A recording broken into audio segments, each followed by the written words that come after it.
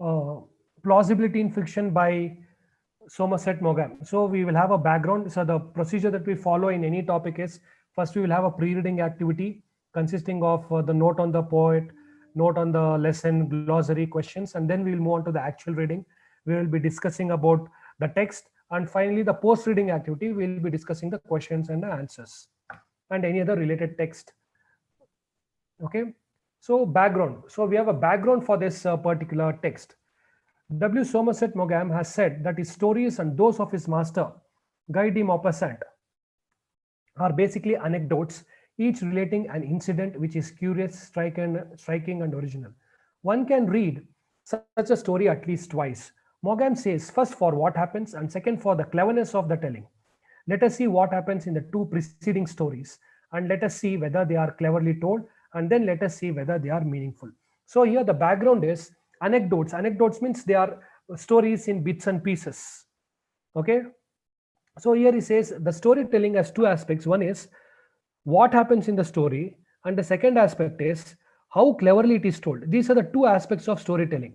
So you should make a note, since it's a MCQs, you will be asked factual questions. So what happens in the story, narrating what happens in the story is also important, and how cleverly the story is told is also important. Mogham's story is indeed very close to an anecdote. We have the feeling that we are listening to Mogham across a dinner table, recounting a curious happening that he witnessed. The happening is curious because it concludes surprisingly. Mr. Canada, who seemed to be imperceptive and boorish, is at the end revealed to us as a man who is shrewd and gallant. And there is a curious irony. Whereas usually a decent act adds to one's reputation, Mr. Canada's decent act lessens his reputation. But is Mr. Canada's act plausible? Suppose we look at the story again to admire the cleverness of the telling. On rereading it, are we convinced that Mr. Canada, whom we meet at the outset, would do what Mr. Canada later does? Would a man who showed to an unwilling acquaintance 3 card tickets, a man who would not drop a subject, however unimportant, till he had brought you round to his own way of thinking, a man who might have been kicked downstairs without the suspicion dawning on him that he was not a welcome visitor, would this Mr. Canada care enough, especially in a moment of triumph, not only to notice Mrs. Ramsay's terrified expression, but to put together in an instant the whole story of Mrs. Ramsay's infidelity? So here, the question is about, after reading the text also, after we discuss the text also, you go through this, then you will be able to relate to it. So the prominent character of this story is Mr. Canada, and what all he does is being discussed here. And would he care enough to be gallant if it meant humiliating himself in order to protect the reputation of a casual acquaintance? In fact, to conjecture, as apparently Mr. Canada does, that Mrs. Ramsay's reputation will be ruined if he tells the truth about the pearls, is somewhat melodramatic, for his insistence that the pearls are genuine would probably not at all shake Mr. Ramsay's certainty. Mr. Ramsay was as dogmatic as Mr. Canada. And the discussion, so this is also very important. Who is as dogmatic as Mr. Canada? The answer is Mr. Ramsay. And the discussions were acrimonious and interminable. Maugham tells us that the certain things happened, but is the story compelling?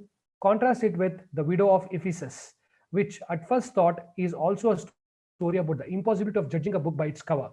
The widow's virtue is thoroughly established at the outset.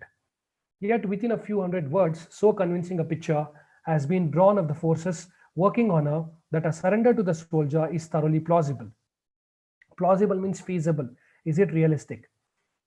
The ironic contrast between her deep grief at the outset and a deep love at the conclusion is gained not by saying she wasn't at all what she seemed, but by vividly outlining a believable series of happenings that would lead her from grieving over her husband's body to desecrating it. So here they are making a comparison of Mr. Noel, the plausibility in fiction, with The Widow of Ephesus. Of course, on rereading Mr. Noel, we realize that the narrator is a snob and that his description of Mr. Canada has not been entirely fair. But even if we allow for the narrator's bias, we have seen in the early part of the story that Mr. Canada is a boor. Boor means a negative terminology used to associate with people of African origin. Maugham find effect is achieved. One feels through the sudden introduction of an aspect of Mr. Canada's personality for which one is entirely unprepared. Related to this point, indeed inseparable from it, is the problem of whether Maugham's story is meaningful. When we read The Widow of Ephesus, we feel that it is not only plausible but meaningful. Tears are shed, but life goes on. Virtuous young widows mourn, but they often remarry. Egomaniacs, however, do not usually humiliate themselves to save a lady's reputation.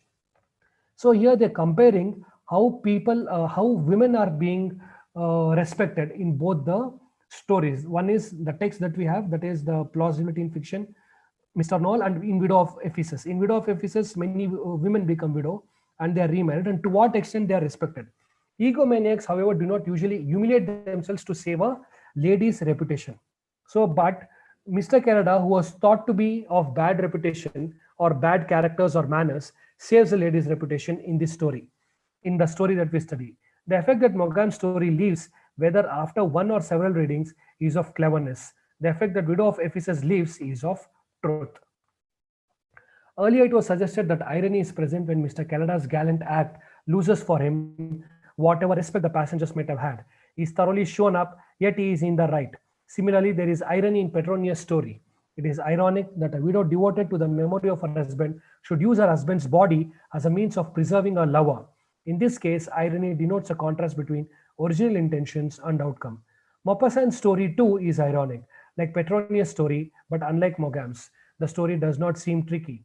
The incident which is curious, to use Mogam's phrase, is Maupassant's story is a son's innocent inheritance of his father's mistress. The story does not suffer by rereading. It is thoroughly plausible as Maupassant presents it. Though neither the father nor the son would ever have conceived of the outcome, as Maupassant arranges his story, the outcome seems inevitable. Maupassant means here they're talking about the art of storytelling. So for the reader, the climax seemed to be completely impossible, but the way the story is told at a later stage, the reader finds that it is completely possible. Maupassant skillfully identifies the son with the father. Houghton Jr. is almost as tall as his father, and he is filled with respect and deference for the wishes and opinions of such irony is not to be confused with verbal irony. So here I will just tell you the gist of the story. So the context is that of a Second World War and the end of the Second World War, and all the soldiers are moving back to their hometowns, home countries, and they're traveling by ship. And Mr. Kela is accompanied by another person who is white, and this white person has these racial prejudices. Initially, Mr. Kela is criticized for talking too much. He is considered talkative, and there is another person, other characters by name Mr. and Mrs. Ramsey. So this Mr. Canada is termed as Mr. Noel because he intends to talk about each and every aspects. He wants to mingle with every people, and he wants to talk about all aspects. So he was like a popular figure in this ship in which the people traveled to their hometown.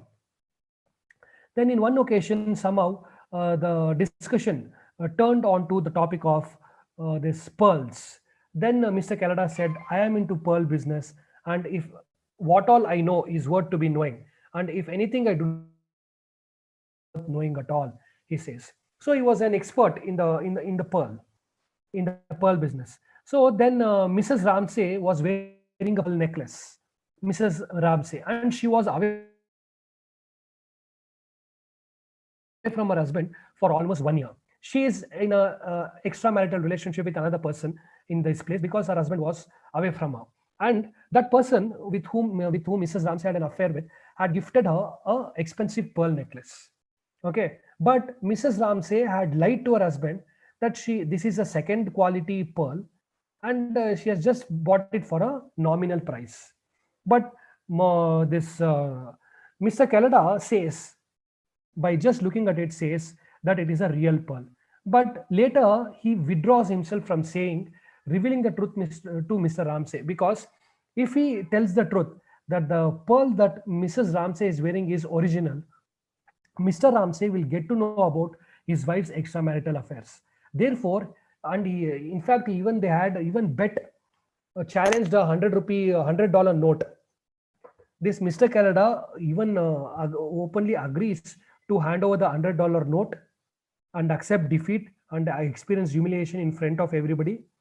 Okay, only in order to save the honor of Mrs. Ramsey. If he had informed the gathering about the truth that the pearl that Mrs. Ramsay is wearing is original one, this it would have led to conflict between the husband and wife, that is Mr. and Mrs. Ramsay.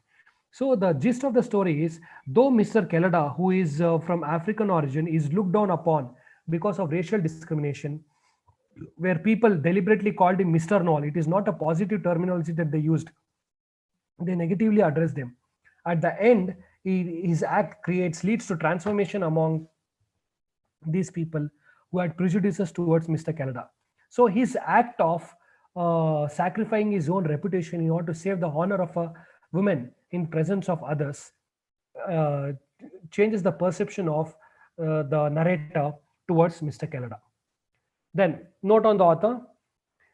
William Somerset Maugham, 25th January 1874 to 16 December 1965, was a British playwright, novelist, and short story writer. He was among the most popular writers of his era and reputedly the highest paid author during the 1930s. During the First World War, he served with the Red Cross and in the Ambulance Corps before being recruited in 1916 into the British Secret Intelligence Service, for which he worked in Switzerland and Russia before the October Revolution of 1917.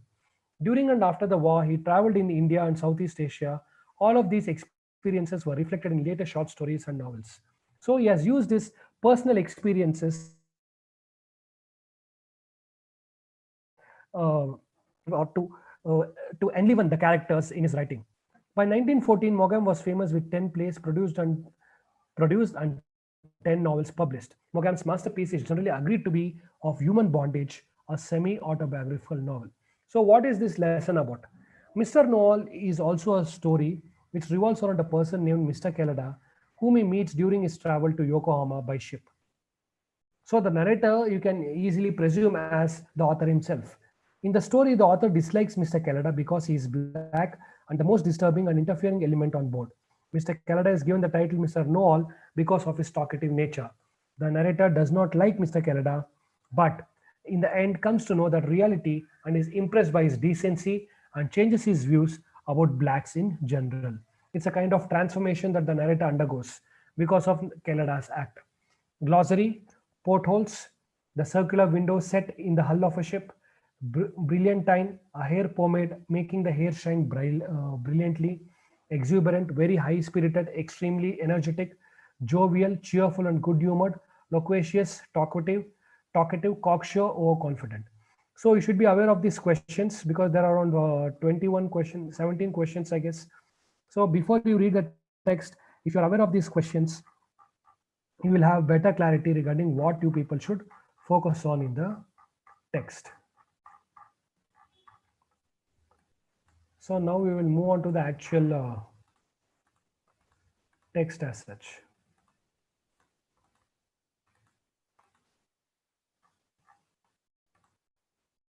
Lesson 1: plausibility in fiction. What does the term mean, plausibility in fiction? Fiction itself means unreal. So can there be any realistic elements in fiction? So that is what this text tries to identify. Can we find or identify any realistic elements in fiction? Plausibility means some reason like that. So many times fiction means we live in a fantasy world where everything is possible. Okay, a hero can jump from the 100th floor and yet survive. But is it really possible in real life is a big question. Although the writer of fiction creates his own world, peopling it with such invented characters as David Copperfield, Silas Mana, Eustacia Y, and Holland Caulfield, he is not altogether free. So it is the description, the line says, though the author or the writer creates characters, the characters cannot be free from the influence of the writer. So the characters by default will have the prejudices of the writer.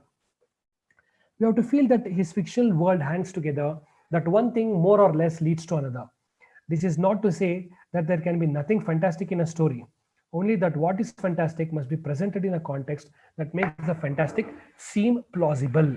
So though we are talking about fantasy, the way it is presented, the way the fantasy is being presented should create an impression that this fantasy is possible in real life.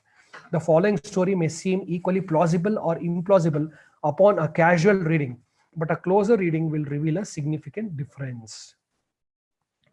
So W. Somerset Maugham, 1874 to 1965, Mr. Know-All. So The entire text is about Mr. Kela, a black man. It revolves around him, and later it leads to a transformation in the narrator. So this narrator has written this particular short story in first person point of view, means he's writing from his own perspective about his own experiences. I was prepared. I here refers to the narrator, Somerset Maugham. I was prepared to dislike Max Kela even before I knew him. So, to such an extent, it was racial discrimination. So, the moment he got to know that it's the name of a black person, he started disliking him. The war had just finished, and the passenger traffic in the ocean going liners was heavy. Ocean going liners refers to ship, and everybody are going back to their hometown via ship. And the moment, just like how today we have train tickets and flight tickets, okay, in train tickets you get to know the names of the passengers, okay, at times, which the list which will be displayed on the train. So from there he got to know that the person who is accompanying him in the compartment, his name is Mr. Max Kela, and he got to know that he is black. Therefore, he started disliking him before he saw him. Accommodation was very hard to get, and you had to put up with whatever the agents chose to offer you. Means accommodation in the ship was very much difficult, and they had to bribe the agents to get a seat, and you can't bargain for a better seat because getting a seat itself was difficult. You could not hope for a cabin to yourself, and I was thankful to be given one in which there were only two berths. There were only two seats. If you recollect the seats in train, upper berth and lower berth, like that, there were only two berths. But when I was told the name of my companion, my heart sank. I suggested closed portholes and the night air rigidly excluded. It was bad enough to share a cabin for 14 days with anyone. I was going from San Francisco to Yokohama. So this is where the narrator traveled from. So actually he boarded the ship from San Francisco, and you had to go to Yokohama. But I should have looked up upon it with less dismay if my fellow passenger's name had been Smith or Brown. So he felt the moment this white narrator got to know that the companion, that is companion in the berth, is a black person. Before he sees Miss Max Kela, he is very much disappointed. He feels that there should have been some white man because he had to spend almost 14 days with the black man. So you should understand this. Initially, he has negative opinion towards this black person. Later, because of the noble act of the black person, his opinion towards black changes. When I went on board, I found Mr. Kela's luggage already below. I did not like the look of it. There were too many labels on the suitcases, and the wardrobe trunk was too big.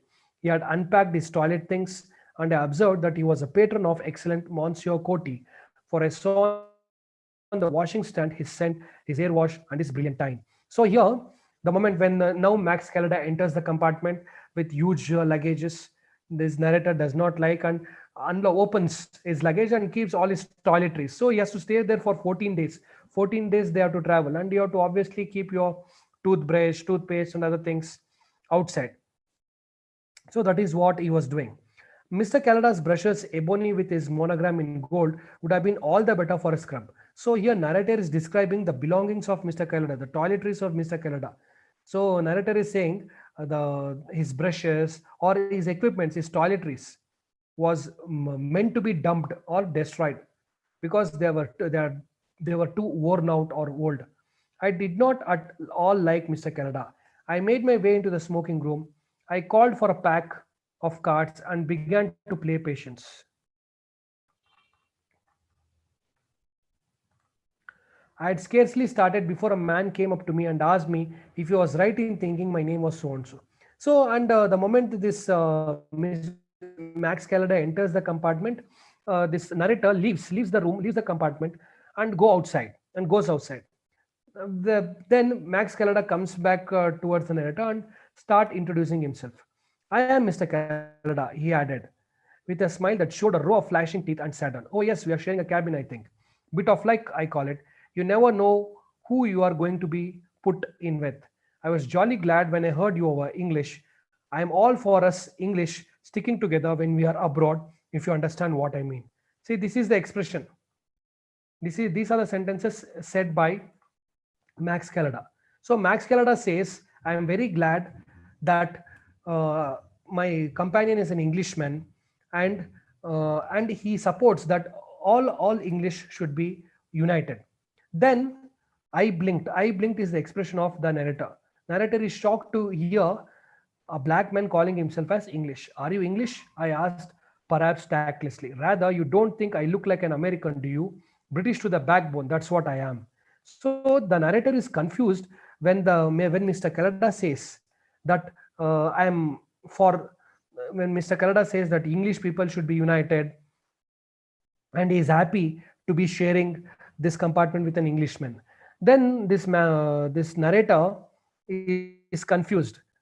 He says, you look. He intends to question. You are a black person, and how is that you call yourself as in English? Then this black person says, that is Mr. Max Canada says, you don't think I look like an American, do you? British to the backbone. That's what I am. He says, I am British to the backbone. Means he his perception, his mindset is British to the core. To prove it, Mr. Kela took out of his pocket a passport and airily waved it under my nose. So, in order to prove, because many times white people will not accept anybody so easily as the British citizens. So, usually Mr. Kela's ancestors may have been part of the slavery. They could have been brought to Britain or okay on the purpose of slavery, and then for the future generations would have got the citizenship by default. So in order to prove his citizenship, Mr. Kela showed his passport. Then this is what this narrator says. King George has many strange subjects. Subjects here refers to strange citizens. This is what narrator feels. Mr. Kela was short and of a sturdy build, clean shaven and dark skinned, with a fleshy hooked nose and very large, lustrous and liquid eyes. So if you get a question on describe Mr. Kela, you have to answer this. His long black hair was sleek and curly. He spoke with a fluency in which there was nothing English, and his gestures were exuberant. I felt pretty sure that a closer inspection of the British passport would have betrayed the fact that Mr. Kela was born under a bluer sky than is generally seen in England. So he sees this narrator feels that if one had a closer look at the passport of Mr. Kela, one could easily identify the African origin of Mr. Kela. What will you have? He asked me. So this Mr. Kela is so friendly, so talkative that he himself offers. He asked me. Me here refers to the narrator. I looked at him doubtfully. Prohibition was in force, and to all appearance, the ship was bone dry.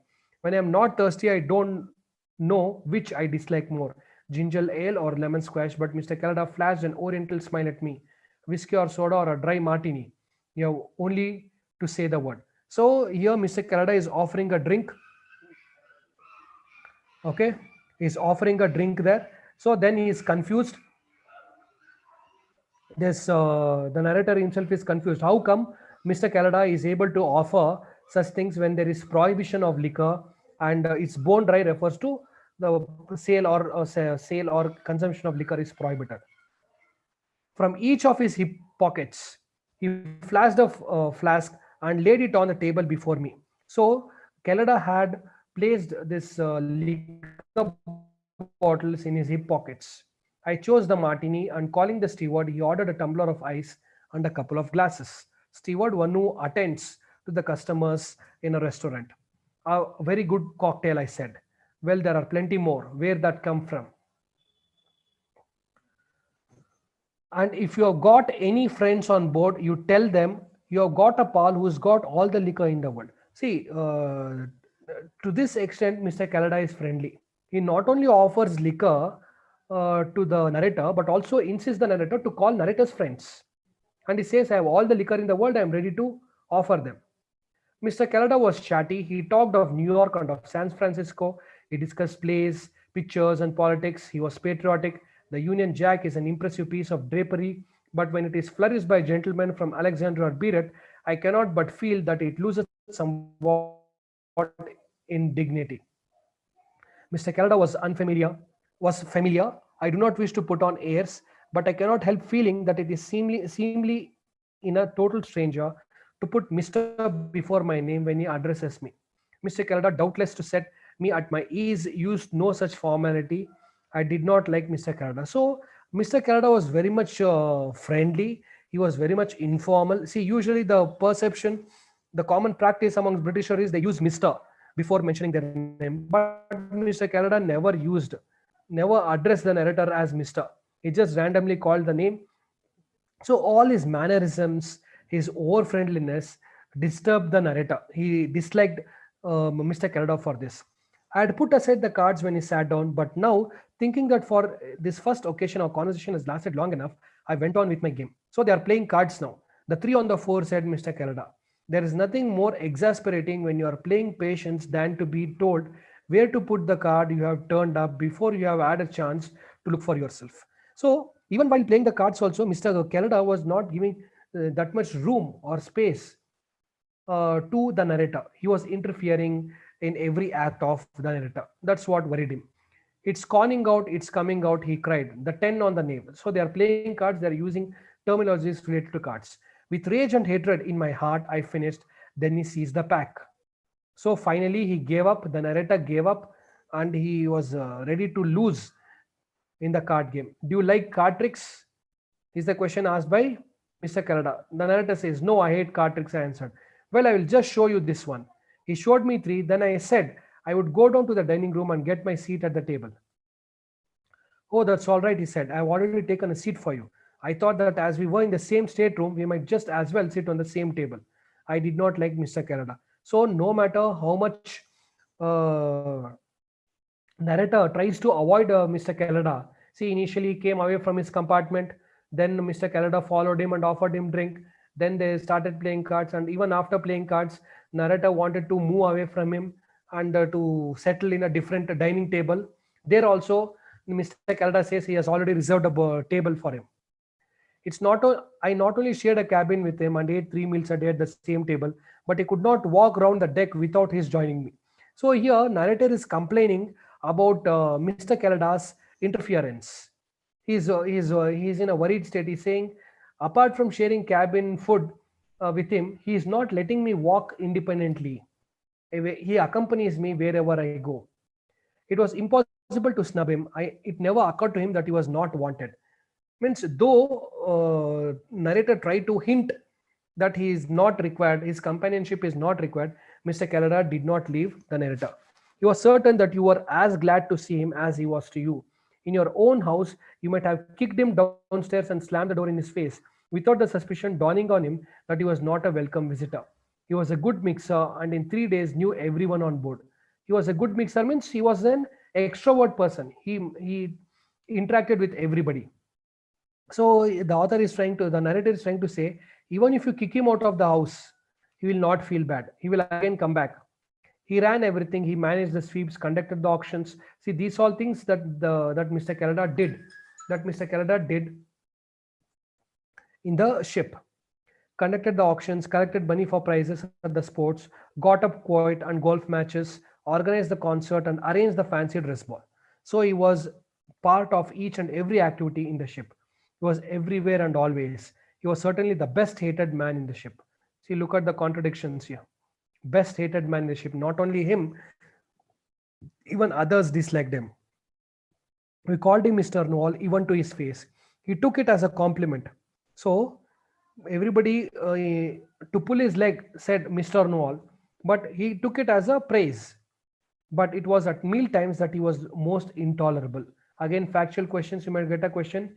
During which time he was most intolerable, means cannot be managed, during meal times. For the better part of an hour, then he had us at his mercy. Remaining time, anyhow used to dominate everybody. He was hearty, jovial, loquacious, and argumentative.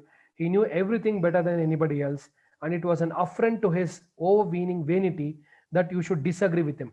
If anybody disagreed with him, he used to get very angry and somehow used to argue and ensure that what he said only is correct. He would not drop a subject, however unimportant, till he had brought you round to his way of thinking. He would convince you to such a way, in such a manner that though you don't agree to it, in order to avoid talking to him, you just accept what he says.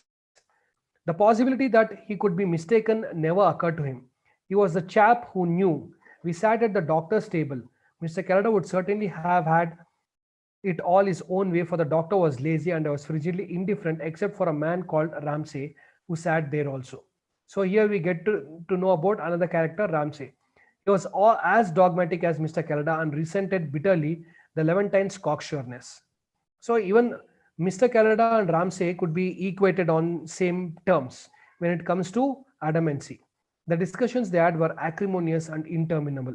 Means it's of less importance. Ramsay was in the American Consular Service and was stationed at Kobe. He was a great heavy fellow from the Middle West, with loose fat under a tight skin, and he bulged out of his ready-made clothes. He was on his way back to resume his post, having been on a flying visit to New York to fetch his wife, who had been spending a year at home. So here we get to know about Ramsay. Ramsay's wife, that is Mrs. Ramsay, is in New York for almost more than 1 year. Mrs. Ramsay was a very pretty little thing with pleasant manners and a sense of humor. The consular service is ill paid, and she was dressed always very simply, but she knew how to wear her clothes. She achieved an effect of quiet distinction. I should not have paid any particular attention to her, but that she possessed a quality that may be common enough in women, but nowadays is not obvious in her demeanor. You could not look at her without being struck by her modesty. It's shown in her like a flower on a coat. So here he is describing, talking good about Mrs. Ramsay. Okay, though there is nothing, she is not the most beautiful woman, but she is attractive, he says.